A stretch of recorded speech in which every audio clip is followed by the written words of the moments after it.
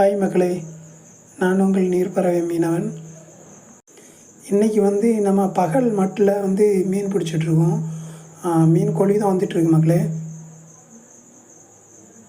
கிளாத்தி மீன் தான் நம்மளுக்கு கொழி வருது.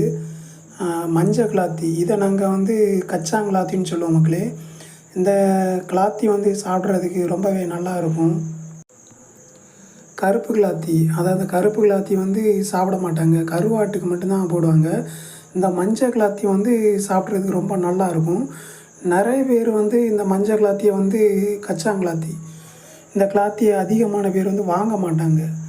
ஏன் வாங்க மாட்டாங்கன்னா, இந்த தொலி உரிக்கிறது கொஞ்சம் கஷ்டமாக இருக்கும். இதை தொலி உரிக்க தெரிஞ்சவங்க மட்டும்தான் இது வாங்கி சாப்பிடுவாங்க. மற்றபடி டேஸ்ட்டுக்கு எந்த குறவும் இருக்காது இந்த மீன். இந்த மீனோட விலை ஒரு கிளாத்தி இல்லை மக்களே, ஒரு கிலோவே 20 ரூபா தான் போகும். ரேட்டு ரொம்ப சீப்பாக தான் போகும். ஆனால் சாப்பிட்றதுக்கு ரொம்ப அருமையாக இருக்கும் இந்த கிளாத்தி.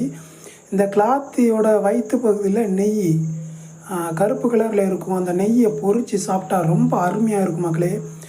இந்த கிளாத்தி மீனோட வாயில் நம்ம விரல் பட்டுச்சுன்னா அந்த விரலை துண்டாக்கிடும், அவ்வளோ ஷார்ப்பாக இருக்கும் இந்த பல். ஸோ மக்களே, ரேட்டும் கம்மியாக தான் இருக்கும், டேஸ்ட் அதிக அளவில் இருக்கும். இந்த கிளாத்தியை எப்படி உரிக்கணும் அப்படிங்கிற வீடியோ ஒரு வீடியோ நம்ம போட்டிருக்கோம். நம்ம சேனலுக்குள்ளே போய் பாருங்கள். அதை பார்த்துட்டு இந்த மீனை வாங்கி சாப்பிடுங்க. இந்த மீன் ரொம்பவே நல்லா இருக்கும் மக்களே. இப்போ அந்த கடலை பாருங்கள் மக்களே. கடலில் இன்றைக்கி காற்றே கிடையாது மக்களே.